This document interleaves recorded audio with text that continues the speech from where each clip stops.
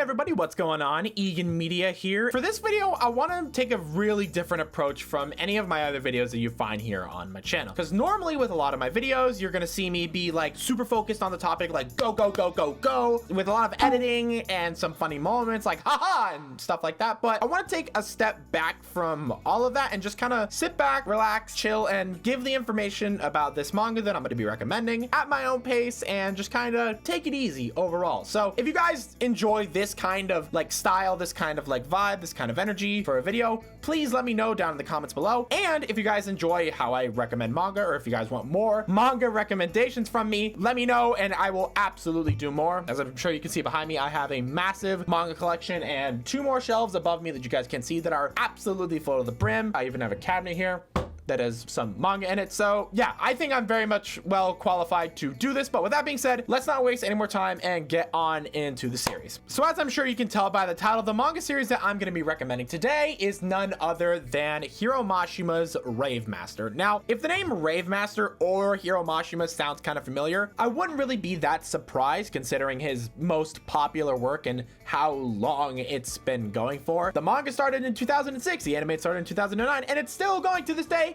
And it gets, I'll give you 3 seconds. 3, 2, 1. It's Fairy Tail. And for those of you who heard that and were like, oh, I don't want to do anything with Fairy Tail, I don't really like Fairy Tail, I want to immediately put your worries to rest because Rave Master is nothing like Fairy Tail. The only thing that Fairy Tail and Rave Master have in similarity is maybe some of the themes, like found family, kind of the same humor a little bit, and maybe some reoccurring characters or groups that you may see. But to be fair, they all started here because Rave Master came before Fairy Tail. This started in 1999 and went all the way to 2005. So it went for a good while, and it has a total of 35 volumes, as you can see here. That big thicker one, the 3-in-1, that is the last 3 volumes into one. This is volume 1, and the rest over here are 2 through 12. I'd like to have them all someday, but you know, this is a very hard to collect series, and that is actually going to be a perfect segue into collecting the series and how you're going to read it. Because if you plan to get all the physical volumes and then read through the series, I'm either going to recommend that you be very, very rich, or you have like the best luck ever with finding somebody who's offering that deal, because these are very, very hard to find. I got the last 3-in-1 as a Christmas gift. The original idea was just get volume 1 and just call it quits there. But we were like, oh, you know what? How about instead the last 3-in-1, because that's all I need to read left. I'll wait till that comes in. I'll read it. I'll finish the series with this physical volume and then call it there. Now, if you're okay and you don't want to read it physically, you can read it legally on the Kodansha Comics app. You do have to pay a little bit of money for each volume, but the first volume is like only $4 if it didn't go up or down any. For getting into it and for checking it out in the first place, $4 instead of paying, how much was this back in the day? Instead of paying $10, okay, I didn't know if it was different because this is an older series. Only paying $4 to read one whole volume, I'd say it's pretty worth it. I'm always about supporting the official release. I know you can pirate this and read it on a bunch of illegal websites. Do I recommend it? No. Do I understand not wanting to pay for it and just taking the series? Yes. And in terms of taking in the series, I definitely recommend the manga more than anything, just because the anime is A, not finished, B, doesn't really follow the art style the best. This is what Haru looks like in the manga, and this is what he looks like throughout the anime.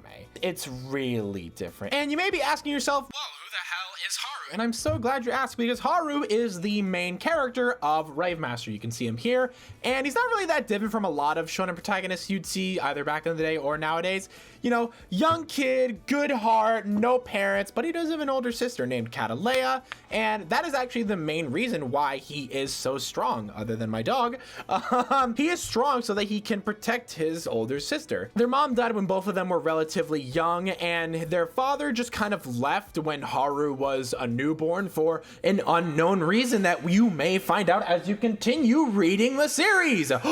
You do find out why. It's actually a pretty interesting plot point, but that's all I'm gonna say about that. Haru and Catalea live on this very small and isolated island called Garage Island, and when I say it is isolated, I mean it to the most extreme degree, to the point where Haru didn't even know that there is currently a ongoing war on the rest of the continents surrounding the world, and that war is actually actually the main driving point of the story. As for a quick little background, 50 some years ago, a war started between two kingdoms, the Rare Groove Kingdom and the Kingdom of Symphonia. The Rare Groove Kingdom starts using these evil stones that corrupt the user called Darkbrings, and these Darkbrings give the user any sort of power that you can really imagine, from using, manipulating, and becoming glue, all the way to like transforming yourself into like the body of a demon for immense strength, all that good stuff, that kind of stuff basically. And this gave them the upper hand in the war for a while. So the Kingdom of Symphonia was like, hey, let's come up with an idea to, you know, overtake them and overpower this, because this is not good, especially since they're using stones that corrupt them and make them bad people. So yeah, they end up creating these 5 holy stones called the Rave Stones. We're getting close to the title of the series, and there's one person who was appointed to wield all 5 of these Rave Stones. That is none other than the